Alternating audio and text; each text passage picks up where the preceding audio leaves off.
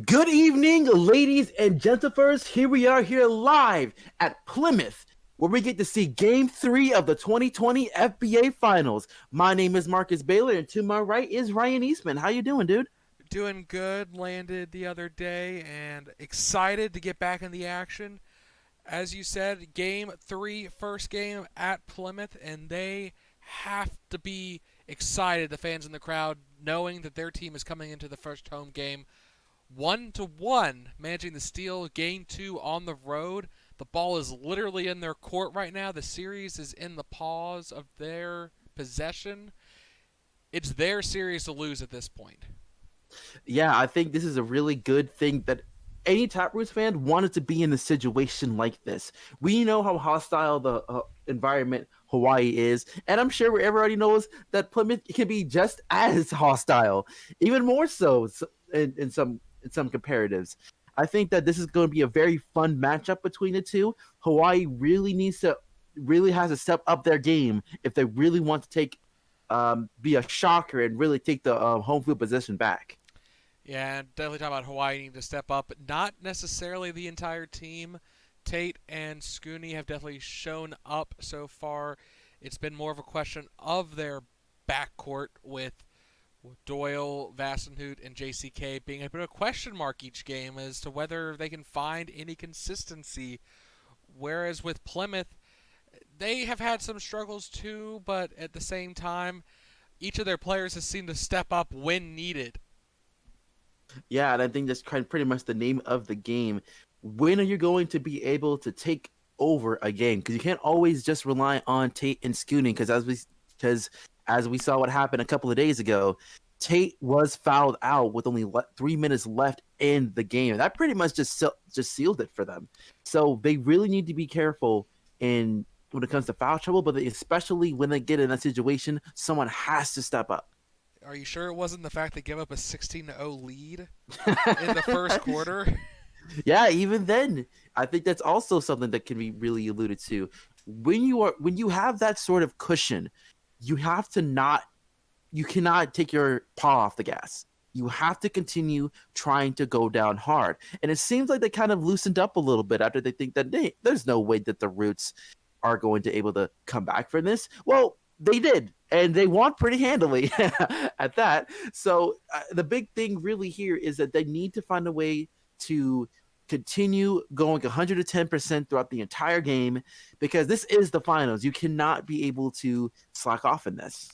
Yeah, there's times when having fun seems to produce better results on the field, but when all's fun and games until you suddenly realize you've let such a huge lead slide, and then the mentality to be able to fight through that, it's a tough, tough challenge, and it's going to be interesting to see here tonight if the Kahunas players can come into this game with the right mindset, or if we're going to see some remnants of Game 2 and possibly see some dissatisfied Furs and see if that impacts their performance here tonight. Yeah, and as we get to go on, we get to see the players come up right now.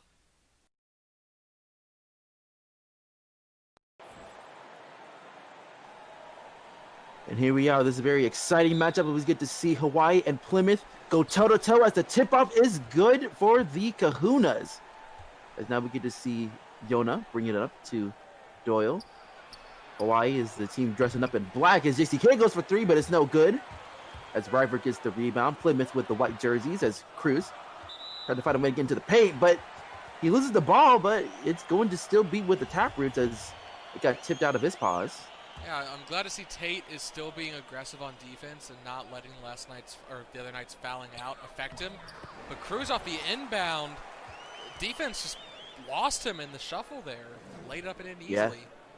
Yeah, and we get to see Plymouth going on for the first basket of this game, 2-0. Up. So we get to see Yona try to get a good screen there from Tate. He's going for a mid-range and answers right back. Impressed considering how impressive Jake has been on the block department this game that he was able to get over the Fox there. He timed it well. Yeah, right now we get to see River try to answer back, but he's not able to get it down as Barrett gets the board. Passes up to Warren. Warren going for a mid-range, and it is good. So far, so good. All the guards and the small forward are able to have some kind of offense early on in the going. They really need to continue that stride after being cold for these past couple of games as River tries to lay it up and it's in. Well, that's a very promising start considering both Vastenhoot and Warren making their shots early. It's a question of whether or not they can remain consistent in that regard. Like I said, it's a promising start so far here tonight. Yeah, right now we get to see Warren hands it over to Tate. Tate trying to lay it up, and it's no good, though, as Turner gets the rebound. Turner trying to hand it over to DeMarcus. Kenny has had a pretty decent going so far in this series. They pass it up to River. River with the layup, and it's good. And speaking of players stepping up, River has done a very excellent job going up against Scooney within these past few games. Yeah, he's definitely showed off acute awareness on offense. Maybe not so much on defense, as we've seen Scooney still put up great scores both games, and we'll see if he can adjust as this series goes on, and if he can start having a little bit more impact on defense and shut Scooney down. But he's getting it done on offense, which is where it really matters, it seems, for Plymouth. That is right, and we just see another failed attempt for Plymouth as we get to see a reach-in foul by Kenny. That'll be his first personal. So there won't be any shots because it is a reach-in, so it'll be another inbound pass with 19 seconds left on the shot clock. Yeah, that was something we saw the last two games. Some struggles on both sides with dealing with the shot clock and being forced to take some unadvised shots as we see JCK off of the screen is good. So that's all three of the players we pointed out earlier for Plymouth, Hawaii that need to step up here tonight, making shots early. Yeah, one basket for each of them. As we can see Kenny go for a mid-ranger, and it's good. So it looks like in today's game, we're seeing the guards coming alive right now. As in Hawaii, we saw just a lot of paint game play as we get to see a nice quick shot there. No good there for JCK. As we get to see Tahiri with the rock. Tahiri's trying to pull it back a little bit, trying to see what is out there in the field. Pass it over to River. River gets blocked, though, by Scoons. Hands it up to Turner, so they're able to keep possession. Kenny has to do something with it. Tries to go a tough shot, and it's good. Kenny slithering his way, using all of that body to get into the paint. Making it for the easy, too. I was about to say, he's one of the few point guards in terms of pure mass that he can just force his way on most of the FBA's point guards, given his weight advantage. He has to be careful not to get called for the charge, though, but he's been good so far this series with that. Yeah, and JCK trying to go for a three, but it's no good. Turner with the rebound, and now we see Plymouth up by 4, 10-6, as Tahiri looking to extend that lead, but it's no good. And right now, Hawaii has a chance to cut that deficit down a little bit, but Barrett's not able to get the long-range two-pointer. Turner trying to do the same thing. Both teams are trying to rely on the mid-range a little bit. It's a very different strategy coming into this game as we get to see a quick lay-in there for Hawaii. That was Yona going in for his fourth point as Hawaii now cut the deficit down to 2, 10-8. And it might be, again, that kind of strategy change-up you mentioned after last game's wrap-up about trying to extend. We saw Plymouth in Game 2 get it done from the three-point line, and that really was the X factor in their win. We might be seeing something similar here tonight where they're trying to replicate that. As River strips the ball. Ooh, River with some good pause there on defense. As we can see, Tahiri going for a long two. No good, though. And, oh, man. Turner almost had that rebound, but Hawaii was able to, luckily, take that away from him. Yeah. Was able to go ahead and get the possession. They need to be careful leaving Tahiri that open. He did not have necessarily a great Game 2, but he had a 25-point outing Game 1. As you see, a huge block at Turner. He has a lane to the basket, and the foul will go to the line for an and-one opportunity. Yeah, honestly, I think it wasn't really wise on Yona to be able to do that. It was just because once that fox is going, there's no way you can really stop him. I mean, you can, but it involves a very aggressive hug, I feel like. And that's about the only thing. You hope he doesn't lift you up with him when he goes for that dunk. Right. And here we can see Tate bringing it up, which is, a rarity to see a center to do that first and foremost. And right now we get to see Tate pass it over to Yona. Not a lot of time left on the shot clock. And we can see JCK with it. JCK And then over to Tate. Tate going for a tough shot. He was able to make it, but it was too little too late as it's a shot clock violation, so the Roots will be able to get it back. Yeah, and that started with him bringing it up the floor. I feel like he did not. He got a little slowed down there, especially with the near double team at the top of the arc. And that probably was the difference maker in whether or not he made it off in time. Yeah, right now we get to see Tahiri getting a quick screen there for Turner, but it gets blocked there by Tate. Good defense there for Hawaii. As right now we get to see Warren bring it up and pass it over to JCK. JCK going up to Yona. Quick passes though as JCK goes for 3 in and out. So once again, JCK continuing his struggles here within the series. Hasn't really been the best for him. Well, tonight at least all the buckets are at least hitting the rim. That was a problem the other 2 games where he'd take a last-second shot and it would airball. But if he can continue to be close, they'll start falling eventually. Yeah, right now we get to see Tate once again with the rock. And he almost loses the ball there. And oh, that's very, very careful for him. He has to find a way to give it up. There's not a lot of time on the clock. And he hands it over to Yona. Yona passes up to Doyle. Doyle have to go for the tough 2-pointer. No good. And Tate gets the board, and he gets to lay it in. And I think that's a better use for him, as he is known to be a really good cleanup. Yeah, he can get it done in the post, but he is not a forward that can drive the lane with the ball. He needs to be let free of the ball and get into the advantageous positions. We see Doyle swipe it away from Tahiri. Yeah, right now it's pretty much good for them. And you're right. Tate is not known to be a very good driver into the basket. He is good just right under the rim, as we can see another miss there for Hawaii. And Cruz tried to go for a long 2, but it's no good. But Turner is able to clean things back up once again. So the Taproots are now up by 5 at home, 15-10. And you no see a quick time with the timeout. I was about to say they are struggling a bit here. Yeah, I think that at the end of it, it's pretty self-explanatory that Hawaii is starting to cool down quite a little bit and trying to find an answer to see what they can do to help JCK be able to really get out of this funk, because he's been on a good funk for a while. Yeah, and Scooney hasn't really been involved in the offense all that much. Obviously, we saw the first 6 points from Hawaii coming from Doyle, Yona, JCK, and then Yona again, close range on that layup, and then Tate with the cleanup. So it's been very hit or miss for them. Their field goal percentage is starting to slide, and they just need to rely on their starters. Even it looks like they wanted to make some substitutions as Monge comes in. The 10-year veteran gets it off the inbound. Yeah, and now the deficit is only down by 3. As right now we get to see Plymouth with the rock this time. And we get to see Yasina going for 3. Yasina's had a good couple of games here this series. And we get to see another miss there, though, as Nolan King, the rookie, trying to find a way to get into the paint. He passes it up to Whitey. Whitey trying to go for a tough shot, but it's no good. And Alicia Springer gets the rebound. And Yasina's all by herself, but she gets to go ahead and lay it in.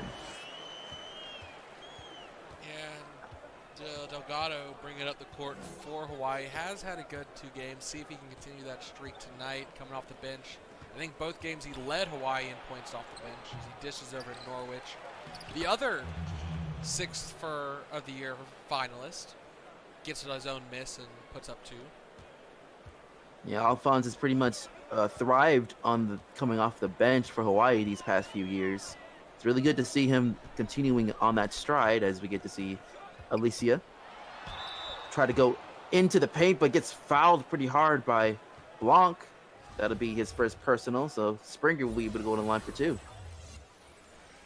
Yeah, Amelia Springer was a starter for a while in Tallahassee. Ended up in Plymouth, and she lost her starting role, but finds significant minutes off the bench.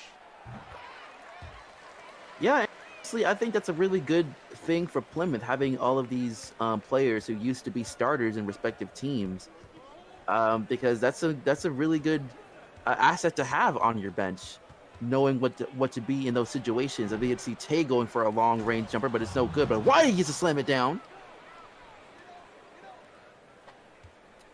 Keeping the game close, but they haven't whittled down the lead any significant margin as Plymouth able to find conversions each time down the court as Celis just does it on her own, driving the paint.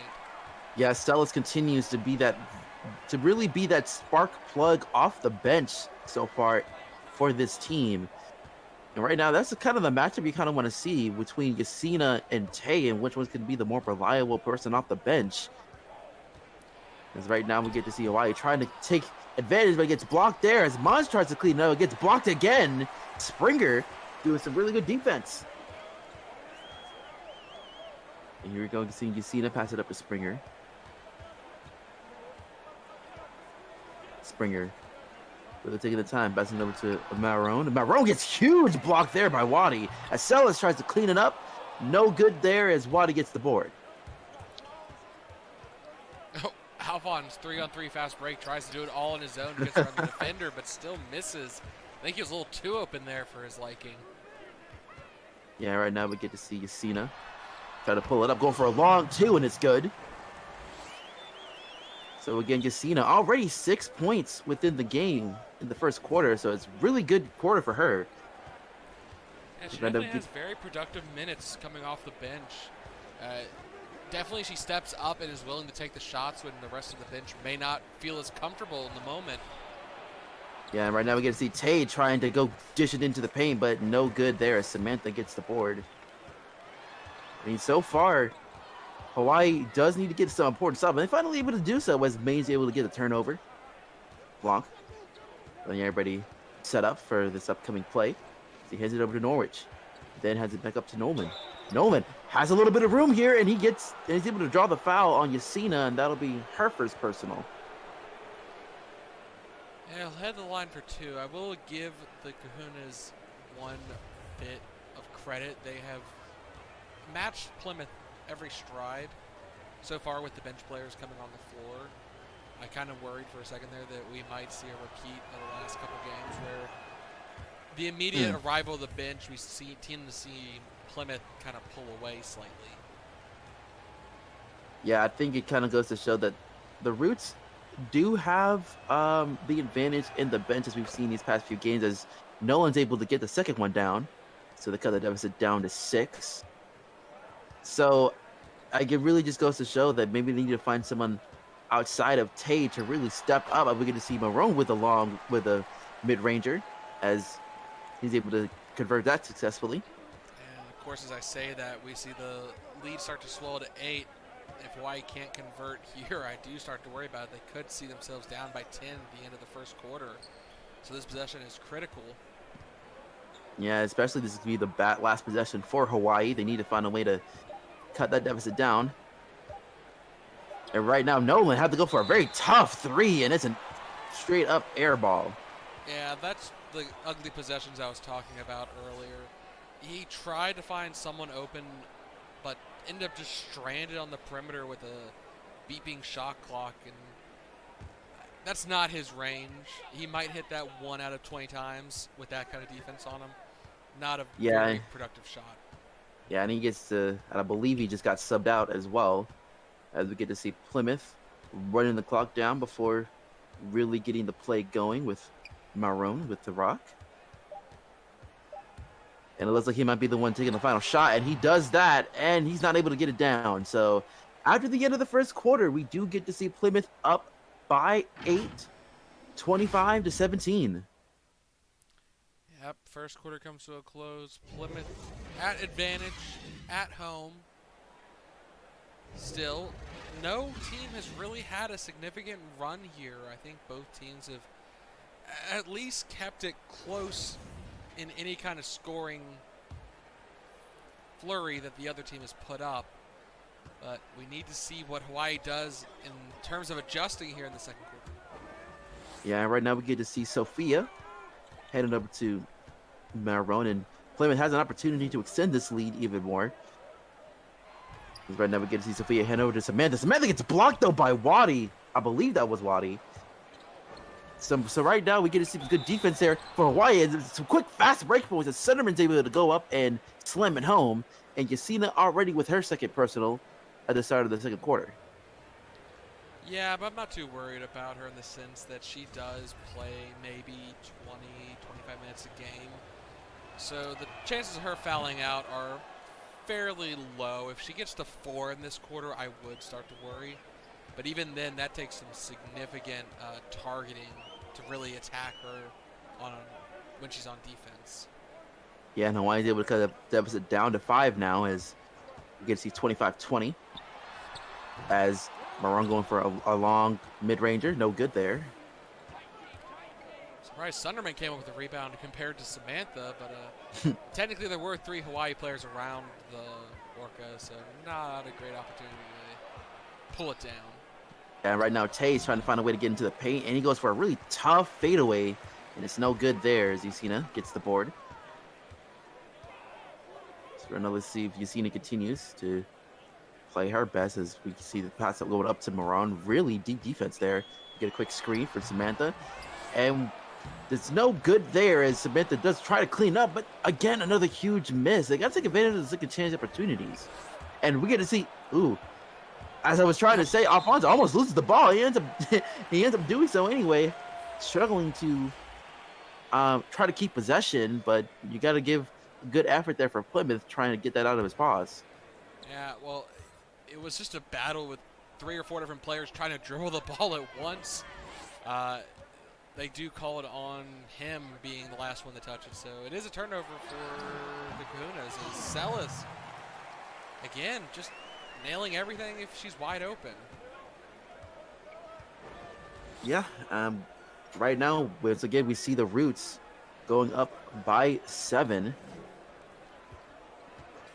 As we're hoping that Hawaii is trying to get this thing back within the 5-point deficit. And we almost had to see a huge turnover there as Kealoha tries to clean up what was left, but not able to get it down as Springer gets the board. Yasina trying to get down into the paint. Does draw the foul, though, on Alphonse, as that'll be his first personal. So Yasina goes on the line for 2. Right now, she's trying to do a little bit of everything coming off the bench, as she's hoping to go ahead and extend this lead back up to 9, but no good on the first basket.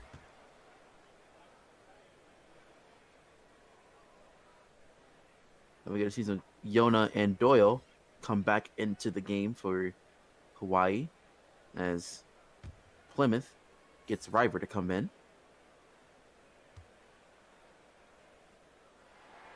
And so far, Yasina misses the second one. This is not really a good start for her on the free throw line. And we get to see Yona try and get into the paint, and he lays it up, and it's good. Sorry, I'm just confused how Celis can hit all those other shots and then miss 2 free throws. Yeah, that's really a bit of a surprise there, as we see Yasina kind of do a little bit of everything, and just seeing her kind of botched it on the free throw line is really surprising.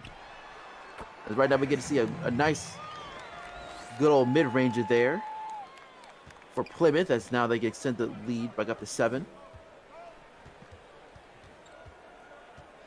And right now we get to see Yona get a nice screen going, have a little bit of lane, and he's able to get it down.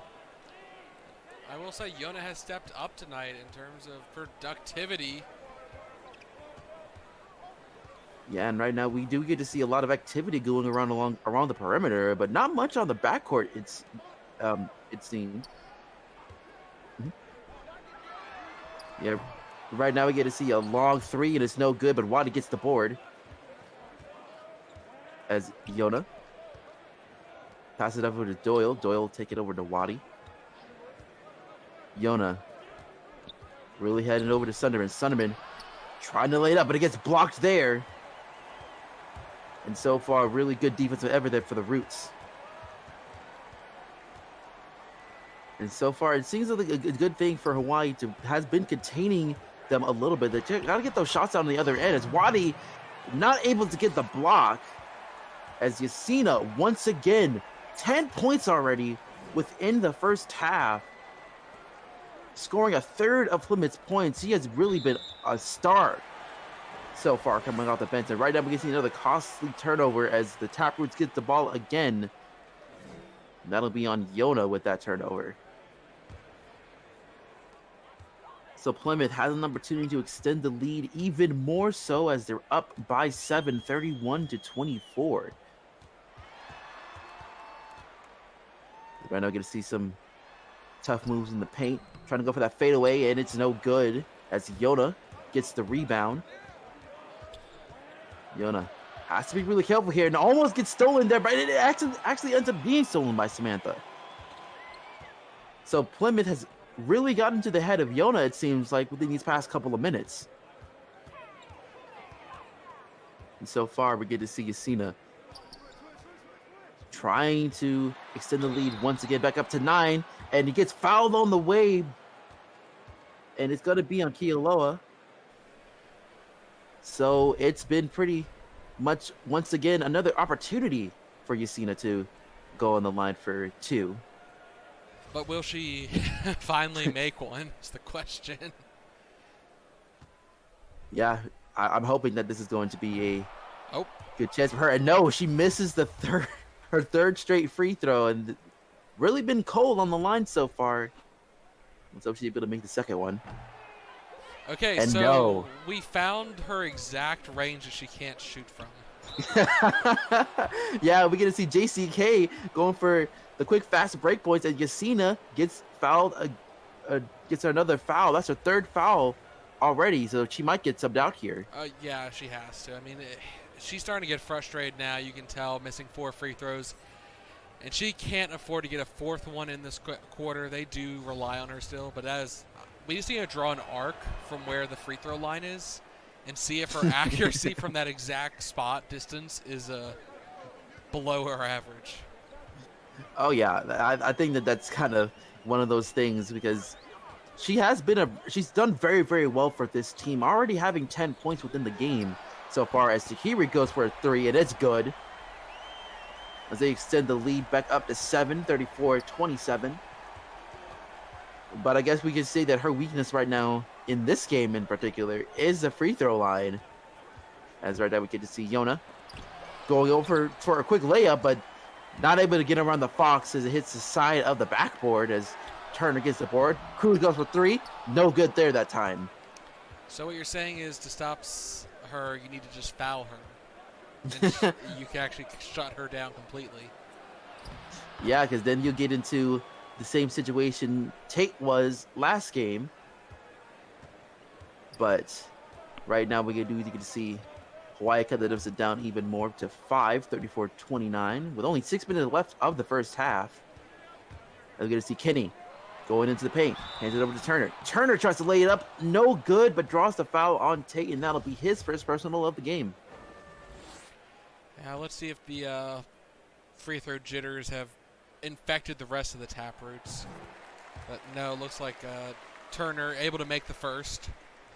Yeah, and Turner actually has been pretty quiet so far in this game. I know that the Plymouth have not been really relying on the paint so much compared to other games, but they've been doing well so far without his participation on the offensive end. But we'll have to see when he gets to turn it on, because I'm sure he'll turn it on eventually, as Yona tries to get into the paint himself. Not able to get it down, but Scooney just tries to clean it up, but no good. Another player that hasn't really been making a lot of noise so far. Ryber has a little bit of an advantage here as he tries to go into the paint. A really huge reach in foul for Scooney. So the shot clock will be going up to 14 with 5 minutes and 30 in this first half as Kenny calls for the screen, goes for a good 3 there, and it's good. So again, now they're back up by double digits. This is the first double-digit lead for this game.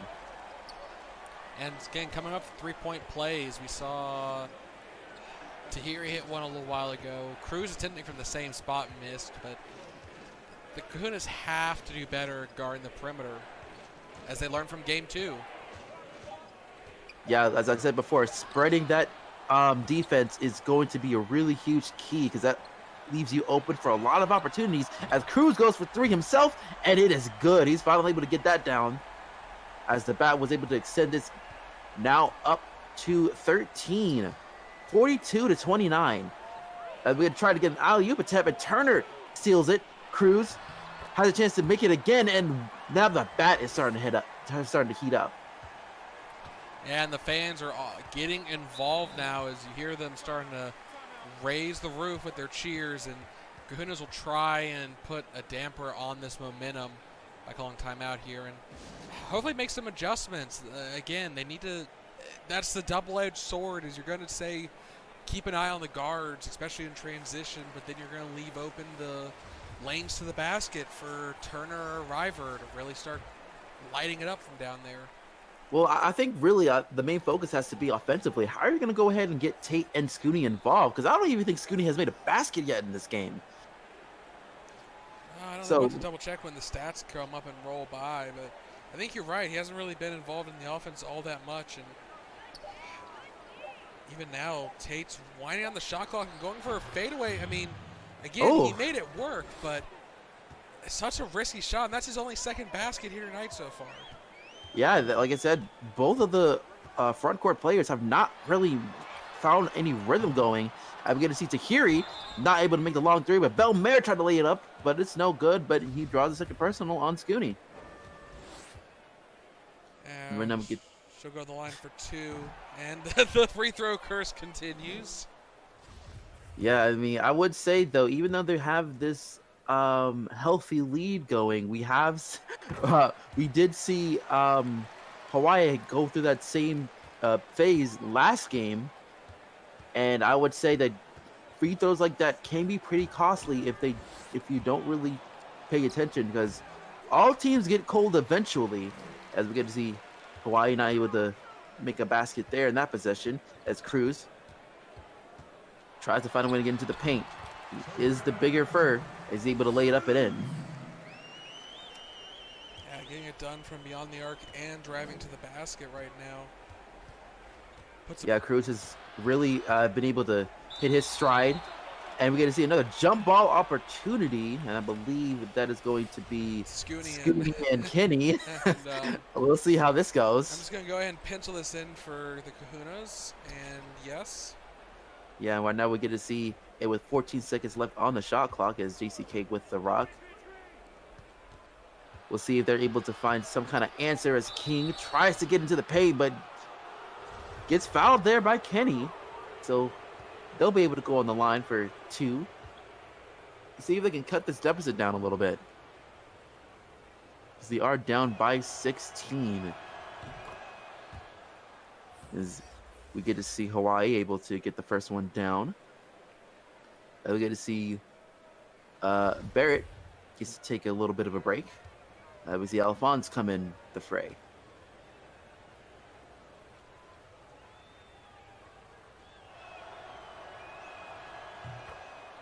And King was able to make the second, so they're now only down by 14, 47-33. That free throw percentage, I think they might be shooting higher from the field at this point. Yeah, and I think it really goes to show if Hawaii is able to turn it up, and we get to see Natalie slam it home. If Hawaii actually had more of an opportunity to able to get those baskets down, we might have to be speaking a much different game, because missing that many free throws is pretty big. Of course, not right now, but since Plymouth is up by a large margin, and we get to see Hawaii able to cut that thing down due to JCK. So right now, Hawaii needs to find a way to get a few stops on defense, because that's been really the main struggle here, as Kenny looking for the screen. Tries to dish it down into the paint to Turner, but it gets intercepted by Tate. Pause there. JCK finishing up the fast break points, and now they have a chance to cut it down to 10, as we get to see Turner hand it up to Kenny. Kenny trying to get around, but gets blocked. Turner gets to clean up, but gets blocked again there by Tate. And right now, lo and behold, they have a little bit of a run going, thanks to the good defense and quick scores. Well, that's one way to get back in the game, is let your opponent just hand you the ball. I mean, 2 great defensive blocks there, especially Tate. but it is not over yet as Plymouth Belmare is able to put up a basket. Yeah, right now we get to see JCK and over to Munge. They're trying to find a way to keep that deficit down to at least somewhat to be somewhat of a challenge to take down. As we get to see Kenny pass it up to Maroon. Maroon is trying to survey the field. He's trying to go ahead and pass it up to Belmare. Belmare hands it over to DeMarcus. DeMarcus had to do something with it. Going for a tough three, but it's no good. And Turner, though, with the board, going for the mid-range, and it's good. So right now, even though Turner has not been as active on offense, he's still being able to feel his presence when it comes to go for the second chance opportunities, as JCK's trying to lay it up, but it's no good. Turner with the board. Natalie with the rock. As right now we usually get to see a little bit of a reset going. As Marone hands it over to Natalie. Natalie trying to get into that paint, and it's no good. But Natalie gets her own miss, and she's able to go on the line for two more as Blanc gets his second personal.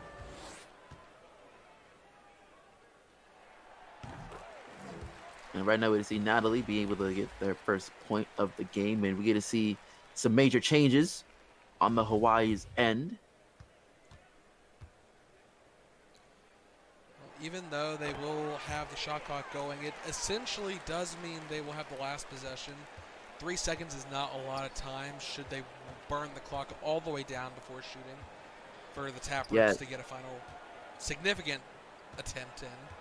Yeah, and I feel like they're going to be doing just that, trying to bleed as much clock as possible, just so that they can have a little bit better advantage of taking out this deficit when they get into this second half, as we get to see King not able to get it down, and we get to see a final heave, and it's no good, as we get to see Plymouth in the lead 55-41, up by 14. Yep, and jumping into the stats real quick, Turner, as you said, 9 points, 12 rebounds, started to show up late there in the game, 2 blocks. Cruz, 9 points, 4 for 6, 1 for 2 from three-point land. Kane DeMarcus, 7 points, 3 assists. Jumping down to River, 2 for 4 with 4 points, 5 rebounds, a steal and a block to Andrea Matanoro. 1 for 6, struggling here tonight. 3 points total, 2 assists. Yasina, 5 for 7, but missed 4 free throws, so she only has 10 points and a block to her name. Belmare, 7 points, 4 rebounds. Morone, 2 points, 1 rebound, 2 assists, 1 for 5 from the field. Springer, 2 points, 3 rebounds, 2 assists. Samantha missed 2 of her shots, but has a steal, a block, assist, and 2 rebounds to her name. Sophia made 1 shot, 2 for 2, or 2 points total. Martin missed his shots, has an assist, a rebound to his name. JCK, 4 for 12, 9 points total. Tate, no offense really coming in tonight. 4 points, 7 rebounds, 2 blocks, and a steal. Bastenhoot stepping up, shooting above 50%, 8 points, 1 rebound, 1 assist, but 3 turnovers. Scooney did make 1 basket, in fact, 2 points, 3 rebounds, 2 assists, a block, but both him and Tate not getting it done tonight. Doyle's been holding back, shooting 2 points, 2 rebounds, 2 assists, 1 for 3. Norwich, 2 points, 1 rebound, 1 assist, 1 for 3 as well. Monge has made 6 total points, 3 rebounds, 1 steal. Wati, 5 rebounds, 1 of them offensive, an assist, and 2 points. And Nolan King getting all his points from the line as he has yet to make a bucket outside of the charity stripe. Delgado, quiet here tonight, 0 for 3, 2 rebounds. Kealoha, 1 assist, 0 for 1. Sunderman, 1 for 2, 3 points total, and 1 rebound. As pointed out, the front court for the Kahunas has just disappeared today. Yeah, I mean, you could probably... It's really have been a struggle for both of these players. I don't know if they have to find a way to get them involved into the offense, because right now Hawaii has been struggling immensely without the two without the two really being as active as they need to. So I do expect them to try and change it up and really try to feed them into the paint a little bit more, and try to get them to really have that opportunity to really get the Hawaii Kahunas back into it. Yeah, they're just not having the impact on this game. Yes, they've done a decent job on defense. Turner not even breaking 10 points in the first half is definitely an accomplishment. But they need to get it done on offense now, and there's Tate getting it done on defense again with a block. Yeah, and a pretty good one. That's a good way to start things off. We're going to see Doyle going for 3, and it is good. That's a great way to start as they're now down by 11, 55-44. That was great awareness from Scooney. Even though he was crashing the basket, he saw how open Doyle was, and Doyle's been good tonight as River misses his layup. Yeah, and right now we do get to see Hawaii have an opportunity to cut the lead within single digits if they're able to get a basket here. As Scooney did a little bit of a screen. And right now, JCK almost loses the ball there, and he actually does lose the ball as the Roots are able to successfully cause him to turn it over, and that's going to be the name of the game, is trying not to turn it over as much. I know Yona has really had a couple of stretches within the game where he lost the ball quite a few times, as it is to Kinney with the rock. Right now, River had a little bit of a worry about ball handling as Cruz tries to lay it in, but it's no good as Tate gets the board. JCK hands it over to Barrett, and Barrett slams it down. And that'll be his second field goal of the entire game. Yeah, but that's one way to get a player involved, is to get them pumped with the dunks. I love to see it. Right. Yeah, right now, River tries to lay it up and end, and so far, River has done a really good job in this particular game in containing Barrett and really just trying to get down his throat a little bit. So right now, Yona tries to do something within the paint, but there was too many white jerseys around him, and he loses the ball quite easily. And I believe that's his 4th turnover in the game so far, as River is along the perimeter, trying to look for a guard. He does so with Cruz, and Cruz goes for a 3, and it is good. Yeah, and normally the past couple of games they've had Delgado, and he's been able to step up as a point guard, and I've argued maybe bringing him in when Vassenhout struggles, but with how Delgado is playing tonight, it's kind of like, okay, you're in a bad situation both ways, but an easy bucket there for Vassenhout. He is shooting at least high percentage. It's just the turnovers are killing him right now. Yeah, and I think that's kind of one of those things. Trying to get out of those jitters, I believe. Like I said, this is Yona's first finals. Well, second. He played in the finals. Oh, yes. Second. Yeah, this is his second finals. So this is going to be a little bit more trying to get on his shoulders as we get to see a good turnover there for the Roots. River trying to get into the paint, and he's not able to get it done as Barrett gets the board. Good defense there for the Otter. And right now, Barrett going for the alley-oop, and Tate's able to successfully get it down. Going for that alley-oop layup. As now they got to toss it down to 10, 60-50. Yeah, he's lucky that Tate has such long arms, because Scooney underpowered that toss there. That's why he wasn't able to turn it into a dunk. He had to reach so far just to catch the ball. But again, it worked out in the end, and now we see Turner coming off the floor. An opportunity maybe for the Kahunas here? Yeah, there's definitely an opportunity, as they don't have to worry about it as much, but can't really do much like that if they keep losing the ball. Well, they didn't lose the ball, but they were able to try and get them to scare a little bit, as Kinney with the rock. Not a lot of time left on the shot clock, though, as Kinney tries to drive into the paint, and he's not able to get it down. Some good defense there by Tate. That's a lot of body to try and shoot over, as we get to see some quick moves there as Barrett draws the foul on Samantha, and that'll be her first personal. And he'll go to the line for 2, which, I mean, at this point, I'll take anything for Scooney getting points, any way to get him invested, get him involved in this game. And he makes the first, and we see a substitution, Cruz coming out. He's been hot here. A little surprising they want to go ahead and give him a rest, but then again, with Celis coming off the bench, it's really not that much of a downgrade. Yeah, Celis has really stepped up these past few games, and especially in this one as well, as we alluded to that she was able to score 10 points in the first half. So I'm pretty sure that she'll be able to hold her own Should be for a little 14 while. points, but the charity stripe is not giving today for her. Yeah, I think that really just goes to show that there could be some weaknesses here and there, but I think that having her on the court, especially offensively, is very important to be there. She is a finalist after all for the sixth player of the year, as we get to see Tahiri laying it up in for a River. Another alley-oop opportunity as they cut the deficit back up to 10. And right now we get to see Yona trying to get around Kenny. Pass over to JCK, and JCK slams it down. Very rare to see JCK be able to slam it down like that, as they cut the deficit down to 8, 62-54. And so far, Kenny tries to get around, looking for that charge foul, but another no call there for the ref, so they would continue to play. And so far, we get to see Yona getting a screen from Tate.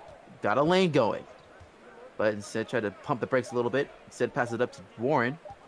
Warren has to do something with it, going for a tough three. That is not where you want to be in that situation, and another costly turnover there for the Kahunas, as we see Plymouth able to have a chance to extend the lead back to double digits. Yeah, and you don't want to do that to a player that has actually come out tonight and is hitting her shots that struggled in game 1 and 2. You might cool them off a bit by making them take pointless shots like that. Yeah, and Tate is able to get the board as Doyle has an opportunity to try and get some kind of answer, but it's no good as Doyle does get the board and hands it over to Sunderman, and she's able to draw the foul. So that'll, I believe that was going to be on Springer, and I think that's either her second or her third. We gotta go back to that, but we get to see a quick first shot being made for Hawaii, as we get to see Tate get a sit out for a little bit. Go again for Wadi. And we'll see if Jared here, if he can make the second, and it would get us back down to a 6-point deficit here, and he's not able to. It bounces off the back iron. Yeah, but I think going back within single digits is really good enough, as Wadi is able to get the steal, as he hands it up to Doyle. So Hawaii once again has a chance to cut the deficit down a little bit more. Because right now they are down by 7, 62-55, with 6 minutes and some change left in the third quarter, as we get to see another miss there for Hawaii. And right now we get to see River almost loses the ball there, and he's able to pick it back up, but Barrett blocks him very easily, as Yona has an opportunity for fast break points. No good though, as Sophia gets the rebound. So right now, Plymouth, even though they've made a few mistakes here these past few possessions, they're able to stop Hawaii in their tracks, as they still have that hefty lead, as Les tries to go for a quick layup in the paint, but it's no good.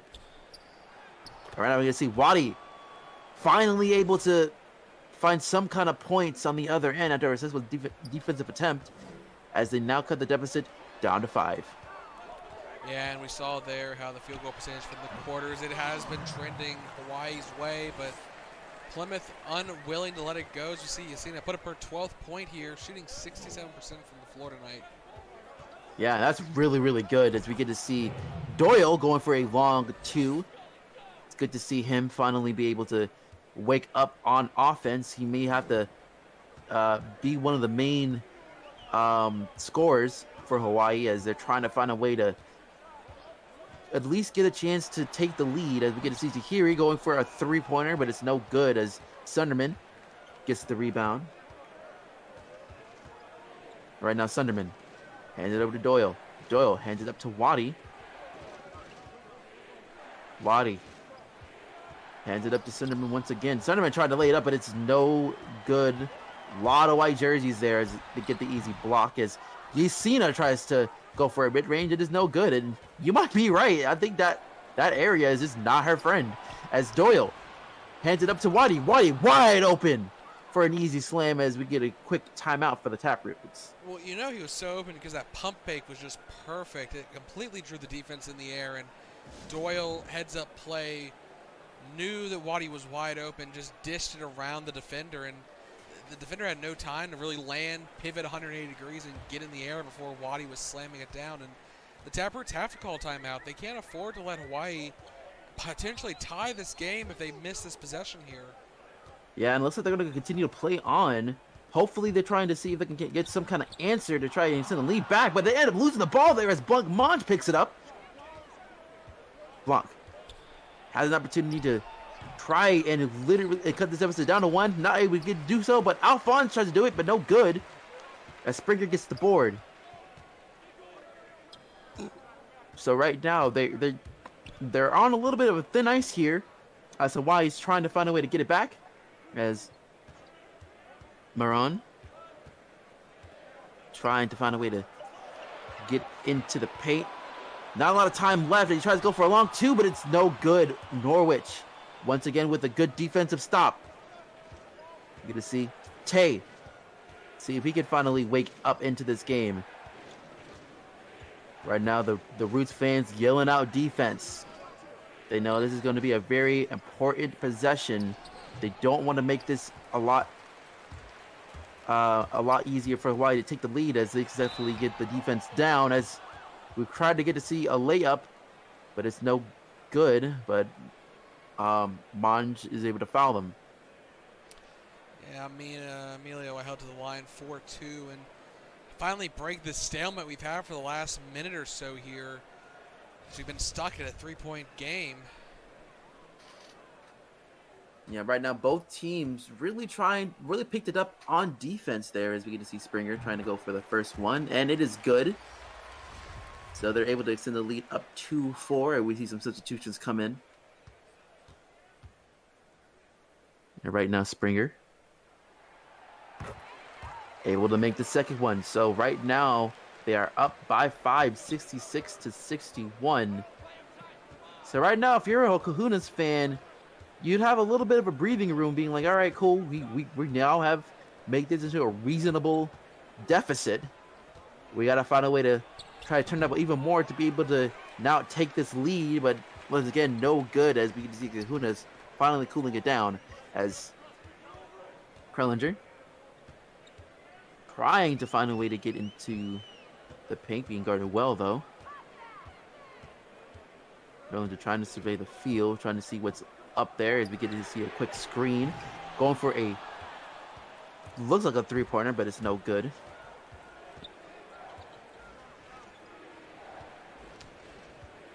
So right now we get to see Tay. Crowd once again screaming for defense as we get to see a quick screen there. And we get to see Monge with the rock going for the mid-range. No good this time. So right now we get to see Springer bringing it up. She hands it over to Maron. Maron hands it over to Belmaire. Belmaire trying to get into that paint. Going to the mid-range and it's good.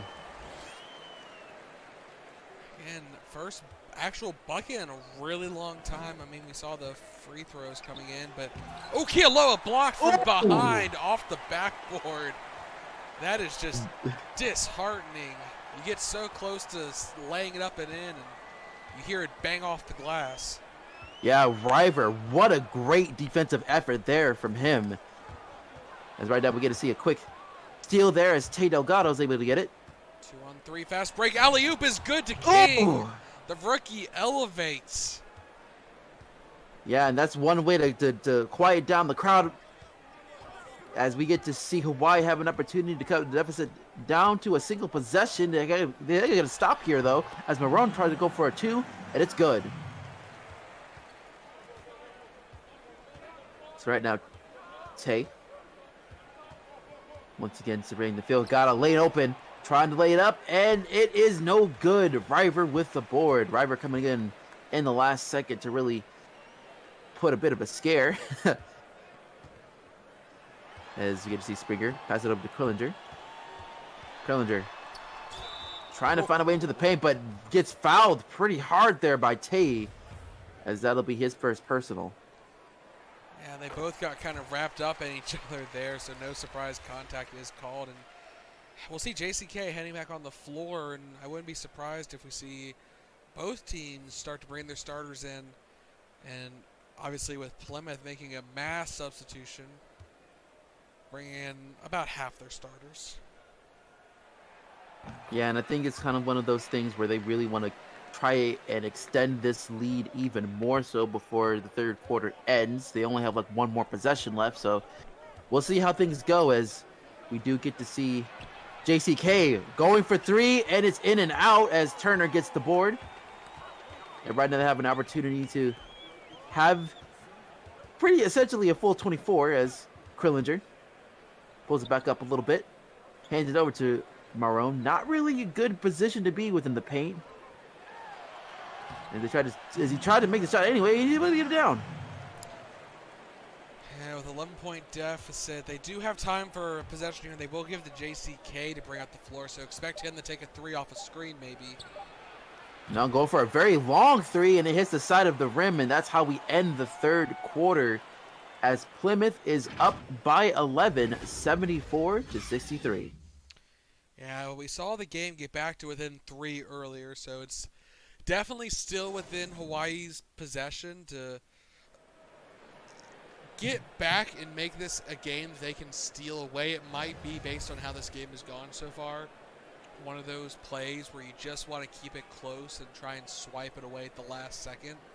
Because honestly, yeah, they just haven't been consistent.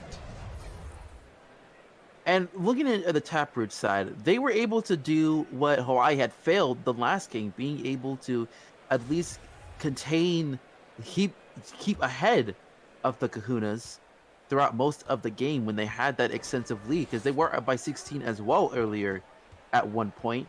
But now they're able to go ahead and not, like, even though Hawaii has their runs here and there, that's what you expect in a game like this. We do get to see GCK going on line for two more. But the Plymouth has able to answer each and every time when they go ahead and have a run on their own. And that's what you really want to have when you have these type of leads.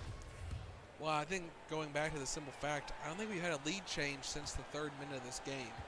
It's been Plymouth's lead the entire time. And yes, last game, it took a little while for Plymouth, but there were a ton of lead changes going into that third and fourth quarter. And with every minute, every possession, if Hawaii cannot get this lead to start shrinking, it does start to close the door on this game. And again, they have to steal one on the road. It's either this one, next one, or they have to maybe get lucky at home and have an opportunity in Game 6 to steal it back. But that's a long way away, and same for this game. It's a long way back from this deficit. Yeah, that's not so. It's a really tough position to be in within a series like this, and to really lose one of your games early. Right now, we get to see a quick layup, but it's no good there by Marone as Monch gets the board. But yeah, it really just goes to show how that game too was very important for Hawaii, because if they're able to not get it done these next two games, it'll be a tough struggle for them to really find some type of answer if they don't steal one. As Turner tries to lay it up, but no good. Tate with the board, and JCK brings it up. Well, I mean, if they lose these two games, they are quite literally on the brink of elimination. And at that moment, there's no errors allowed as Tate just taps it in off the alley-oop. Yeah, right now we do get to see the comparison between Tate and Turner. Both of them not really having a lot of offense going within this game, but we do get to see Tate pick it up a little bit. Well, considering Turner only had 9 points after the first half came to a close, I think that should scare the Kahunas. They're down by 8, and Turner has basically been a minimal factor in this game so far. Yeah, right now we get to see Norwich going for a quick slam as JCK just hands it over to him. So right now they do need to find some sort of stop here as Kenny going for a quick spin move. Loses the ball on the way though, and Kenny was able to get it back. Has to pass it up to Marone.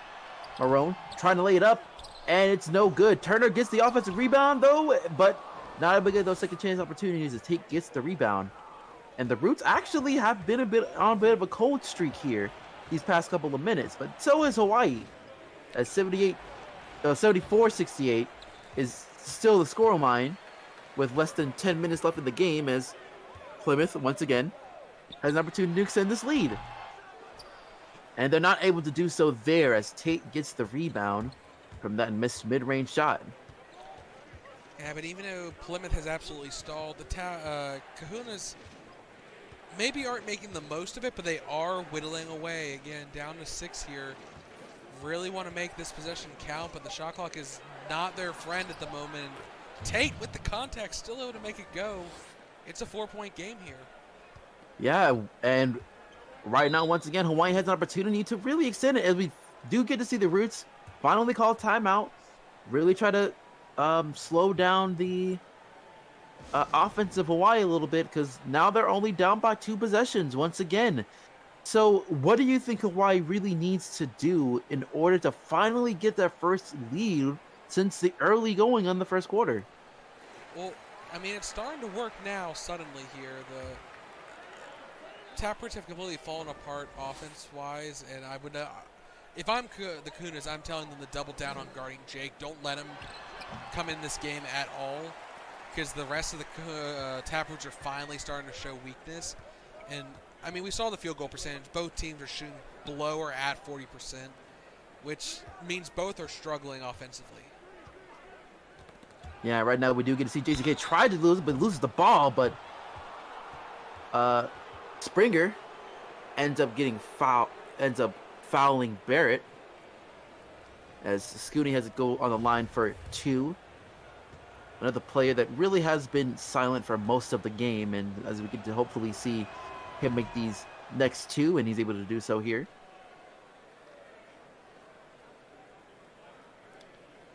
So right now, Hawaii still has a really good chance of being able to steal the home field back into their fray. As right now, Barrett tries to hope to get 2, and he's able to do so. As Hawaii is now only down by 4, 76-72.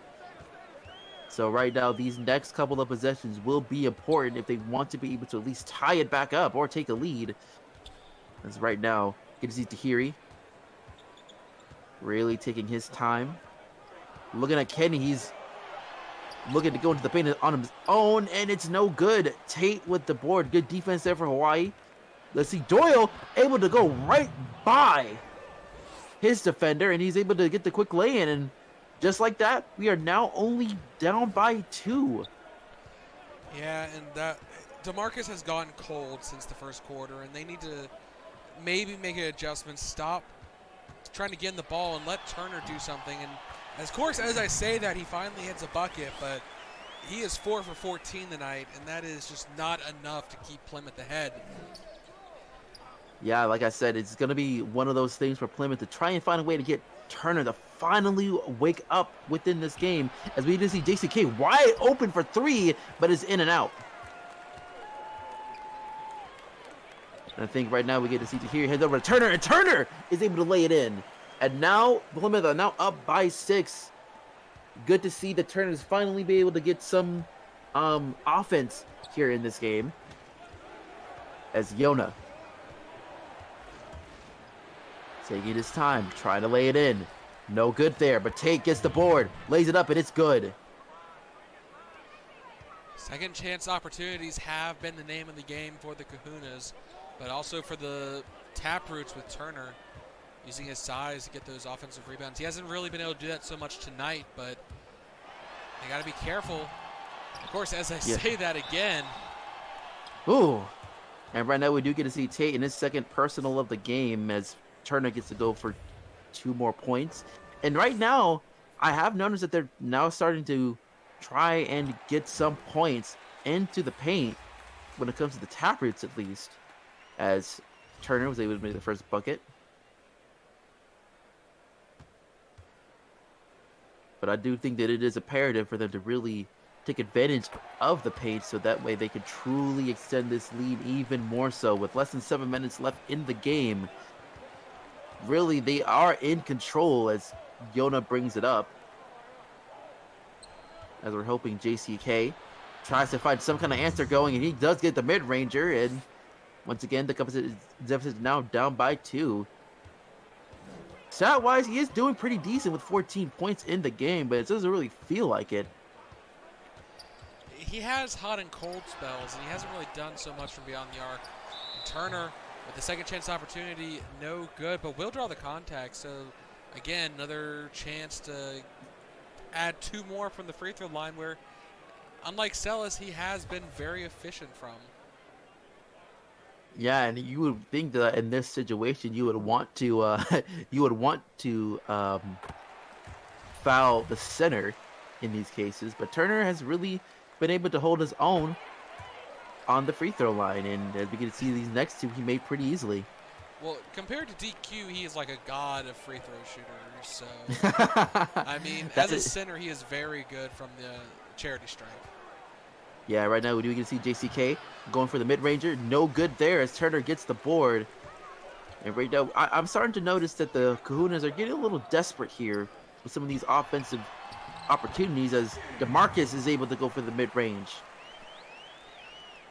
Yeah, they're trying to, I mean, they're getting openings. That's the thing. They are getting openings. They're not waiting the shot clock to wind down to 0 before they're taking their shots. They're just not falling. And JCK is trying to step up here and take over. And I mean, as you say, 16 points, but he is, I think, in line with the rest of the Kahunas' field goal percentage. And we see a foul from Turner, or a legal screen called on him. Yeah, and Turner's not really happy about that one at all. As you can see, screaming at the ref. Well, he better be careful. We don't want to see him get a flagrant or an ejection for getting too emotional with the protest against the ref. Yeah, right now we do get to see JCK try to lay it up, but it's no good. So even with that, Hawaii still has not been able to take advantage as River trying to look for something as he passes it over to Yasina. Yasina really taking his time. He's going over to Kenny. Kenny gets a good screen by Turner. He goes for a long range 2, but it's no good. But Turner's able to try and clean it up, and once again gets going the line for 2 more. And Vasenhuch just exasperated after that. He had 2 defenders there. Tate was probably enough to stop Turner, or at least affect the shot enough. But now, at this point, Turner's been automatic from the free throw line.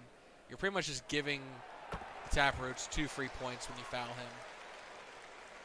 Yeah, and I think in this day and age, that's something you would want for the Taproots, is considering the fact that Turner is doing so well on the charity stripe. He has really been very good in the paint. I think relying on it could really just put the dagger here on this game, because there really isn't a lot of players that can really stop him. Goonie has been very quiet.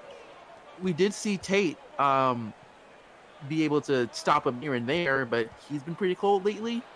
As we get to see JCK go ahead and really pick up the pace here, as JCK once again is able to score 9 points in this half. And he's shooting better, closer to 40%. Tate does step up with the block on Turner. Yeah, that was a much needed stop as JCK once again with the rock, hoping to find something. As we get to see Yona got that screen. Got a little bit of a switch going. Tries to lay it up, and it's no good there as River gets the rebound. River hands it over to Kenny. Kenny brings it back up a little bit. And so far, so good. He's handed over to River. River puts it over to Yasina. Yasina gets fouled there by Yona.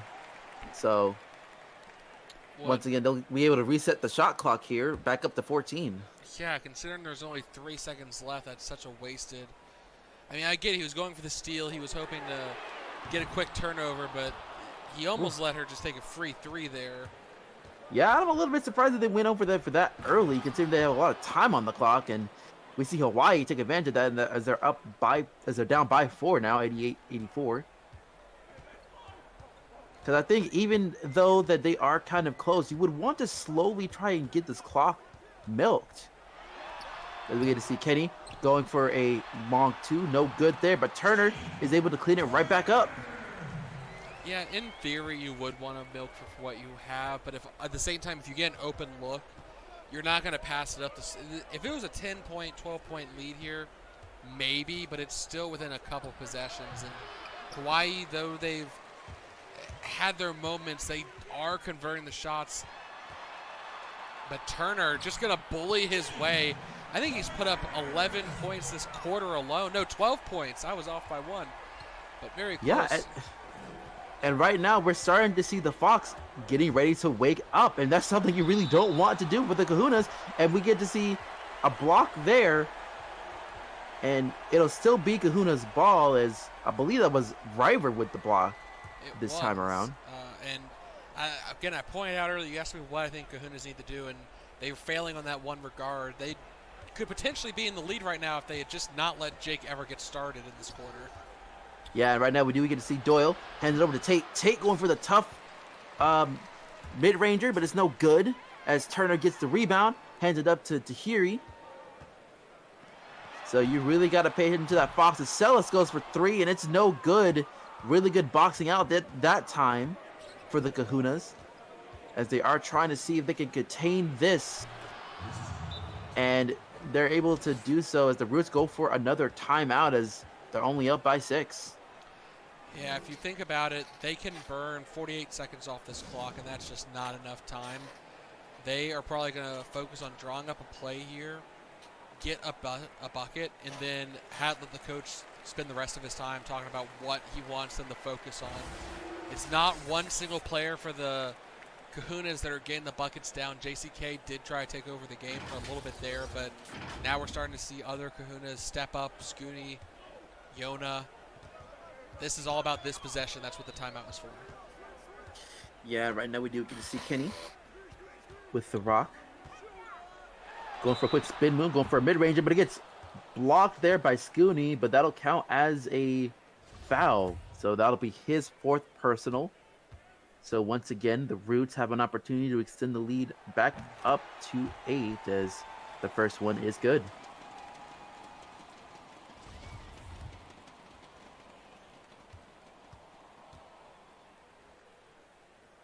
Kenny is not able to make the second one. So Hawaii has a little bit of an opportunity to get it down. It's still a 3-possession. Well, they're not able to get it this time, but it's still a 3-possession swing if they're able to get it down. But again, Scooney with his 5th personal, and now he's at risk of getting fouled out as Turner once again gets another chance to go for 2. Again, at that point, I feel like you just let him take the shot. He is not missing from the charity line. It is... If he had one foul on him, maybe it'd be worth it. But if you're at 4 and you're sitting there going, okay, Turner shot 100% from the free throw line. If I foul him and I have one foul left to give with 2 minutes to go with my team down, and that's just thinking with his heart, not his head. Yeah, right now we do get to see Kenny drawing his 2nd personal as JCK goes on the line for 2. Has a chance to go for 20 points here. And he does make the first.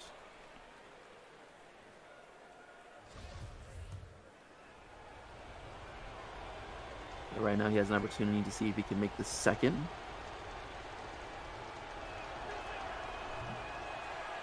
And he doesn't, so right now the Hawaii Kahunas are only up or down by 8, excuse me. And of course, as I say that, that's when Plymouth's able to get up to 10. And right now it's looking like that this may be the game, as right now we do get to see JCK going for a mid-ranger, but it's good. But they need to get a huge stop here if they want to able to have an answer. We've seen some crazy things in these in these broadcasts, but well, even not sure we'll be here there. 8 points is 3 possessions, but River's gonna go ahead and make it 4 possessions required to get this back. And like you said, that might be the game. Plymouth can burn so much time now, and it's gonna be on Hawaii to get the fouls, I believe, off the inbounds. if they do want to stay competitive. But they miss this shot here. They may not even go for it. But Barrett laying it up and in, and attempt to draw a foul maybe, or they'll let them burn 24 seconds, I guess. Yeah, I don't know if they're probably going to call off the Hounds here, as we do get to see the Roots fans standing up, waiting for that ovation, as Kenny going for that mid-ranger, and that pretty much seals the deal there, I think, as Plymouth is now back up by 10 once again, 101 to 91. I'd agree. They're going to call timeout here. If I'm the coach, I'm going to tell them to take a quick three. If they make it, foul on the inbound and try and score another three. If they miss the three here, I think they will consider it game over. Down by 10, if you're not able to be within 10, it's not even really worth fouling. Yeah, and they're trying to find a way to get there, as Doyle goes for the three, and it's good. Oh. So they still have that opportunity, but they're not fouling here. What do you think of this? I mean, I don't like it. They're down by 3 possessions. Maybe they're hoping the Taproots make a wild mistake, as we see Kenny going for a shot, but it doesn't matter. He does foul him, but again, they've let 10 more seconds burn off the clock. I'm not saying they've conceded the game, but they're relying on Plymouth to make the mistakes rather than being aggressive. Because again, they're down by 3 possessions. Yeah, and this could go back to 4 pretty easily, and Kenny's actually able to miss the first one. So like I said, this next one's going to be pretty big. If Kenny gets the second one, he does so. And once again, we're now up by 4 possessions. 8. Well, 3 points. So this is where, but that doesn't matter. They were going for a cheeky alley-oop to get the game going, and Cruz tries to get it done, but no. I think that pretty much just sums it up here, as Hawaii's trying to look for another 3-pointer, and it's no good. Barrett does get the board, though. Shoots it back out into the 3-point land. JCK going for 3, and they made it. But I think this pretty much sums it up. They're going to try and foul here, and they do that, but with only 5 seconds left in the game, I don't think it really matters too much, as Scooney does get fouled out. 12 points will be his stat line for the end of the game. Yeah, this is too late. They need to do this 3 possessions ago, and this is exactly why they're going to call timeout. Great. They can take 1-3 and still be down by 2 possessions. The only way this turns around is if they shoot a 3, get a flagrant foul called as they shoot the 3, Jake Turner elbows JCK in the neck, makes the 3, goes to the line for the and 1 flagrant, and then gets possession. And that's such a series of unfortunate events. Plymouth doesn't even have to guard here, really, and JCK won't even take the shot. Yeah. And that'll be it. So once again, Plymouth wins Game 3, 104 to 97. And jumping into the stat line, Turner lit it up. 14 points in that quarter alone. Finished with a 20 for 20 with 3 blocks. Not as big defensively, but still great offensive. 11 of his points coming from the free throw line. DeMarcus put up 17, but 7 for 21 from the field is not efficient scoring. River, double-double, 12 points, 11 rebounds. 4 blocks with 50% from the floor. Tahiri, 1 for 7, 3 points, 1 rebound, 4 assists. Cruz shooting 50% and making 2 threes, 12 points total and 1 assist. Not too bad coming off the bench. Not too bad considering the last game he put up similar numbers. Celis, 12 points, 3 rebounds, shooting 50% from the field, but still 0 for 4 from the free throw line. She's going to be shooting 100 free throws tonight. Tori, 6 points, 1 rebound, 3 assists, 3 for 10 from the floor. Amelia Springer, 6 points, 9 rebounds, 2 assists. Belmare, 9 points, 5 rebounds, 3 for 4 from the field, and 3 for 4 from the free throw line. Samantha missed both her shots, finished with 3 rebounds, an assist, a steal, and a block. And Martin also missed his 3 shots, 2 of which were 3-pointers. Only finished with 2 points, 1 rebound, and an assist. Sophia, 2 points, 1 rebound. And jumping on over to the Kahunas, JCK, a bit of a volume shooter night, got up to 24 points and 5 assists. Shooting better than Kenny, but 1 for 8 from 3-point land.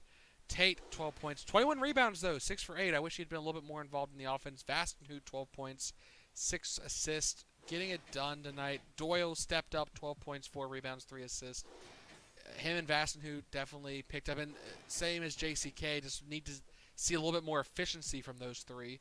Barrett, 4 for 6 for 12 points, 9 rebounds, 1 short of a double-double, 4 assists. Mons, 6 points, 4 rebounds, 2 steals. Delgado, quiet for the first time this series, only 2 rebounds and 2 assists and a steal. Waddy, 6 points, 5 rebounds, 1 assist, a steal, and 2 blocks. 3 for 4 from the floor with an offensive rebound. And moving on to King, 5 points, 1 for 4, got most of his points from the free throw line. Kealoha missed all 3 of his shot attempts, only an assist to his name. Sunderman, 1 for 3, 4 points, 2 rebounds, and an assist. Missed 1 free throw as well. Definitely the free throws might come to haunt these players as we jump into the breakdown quarter by quarter.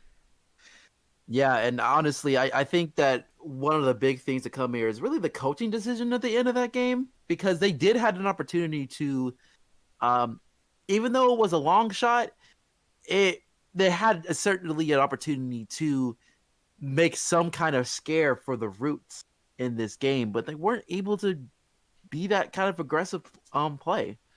Yeah, they relied on the Taproots to make the mistake, and maybe that was their goal, was to play super good fundamentals and hope that the Taproots are too aggressive in their play and like get a turnover for free.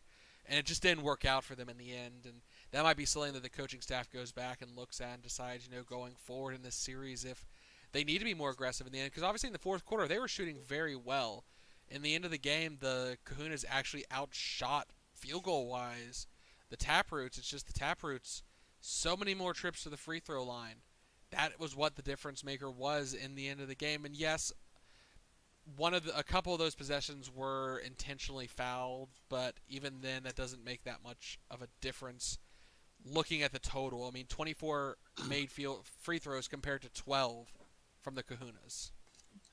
Yeah, and right now, as the Roots officially have taken this lead now, it really goes to show that all the pressure is now on Hawaii to be able to find some kind of answer to take one on the road. Because I would have to say that Game 4 is a must-win for the Kahunas, or else they might lose this series within 5. Definitely. I mean, if you're thinking about it, Kahuna's going home for Game 5. If they've lost 3 in a row, you can't feel good, at least as a player coming in back home after a long journey. We got to consider how the distance between these two teams will factor in. If a team is riding high, that journey is going to seem like nothing. But if you're really struggling, if you're really feeling down, that flight is going to be a nightmare, and you're not going to have the mentality in. And these teams obviously employ sports psychologists, and they're going to be doing double overtime themselves trying to keep these players mentally sharp for this series. As like you said, tomorrow might be the series decider. Should Plymouth manage to win, it will put Kahunas down 3-1, backs up against the wall. But if they can steal a game on the road, it'll be back 2-2 with them in control with the home advantage. Yeah, and I think that that's something you would want to see for the Kahunas, because if you would rather want to see them be able to take one on the road, then all the momentum shifts over to them. And if they're able to go ahead and get into that Game 5 with another win, then it really does have a different feeling into this series. But as you said, this is going to be a really important game for them. And this upcoming one, I think they have to be able to rely on Scooney and Tate a little bit more, because it seems like they kind of stayed away from that this game throughout most of it. So I would have to say that they need to be able to get them back in here if they really want to win. Yeah, we finally saw the backcourt for the Kahunas step up, and they were not necessarily as efficient as Scooney and Tate have been when they've been going off, but it's still good to see that they were willing to let them take shots. And potentially that was the goal for tonight, was to get those three back in a shooting rhythm and get them back to a position where they feel like they can go to them and rely on them. It'll be very interesting to see how Game 4 goes. Will they revert back to being Scooney Tate the main core and dishing it out to Doyle and JCK on the perimeter as needed? Or will they again go back to the backcourt attempt and just let them shoot as many shots as they want till they start making them? Yeah, I mean, I will say they have been able to get at least some kind of rhythm going throughout the game. They have, I do see them being a little bit more confident as they shoot, but as we've alluded to before, you can't really use these for practice ranges to get them warmed up for the game. There are times where you need to have your best player with that rock to be able to get it down. And right now, it is Scooney and Tate being able to take control of the paint. So while yes, I do think that they do need to see JCK, Yona, and Doyle finally get those things down because spreading that off will make things a lot more easier for those two. They can't forget about them entirely. Yeah, and like I said, we'll see how that goes with Game 4. I've been Ryan Eastman. Thank you for joining me, Marcus. And thank you all fans for tuning in. We will see ya in a couple days. See ya.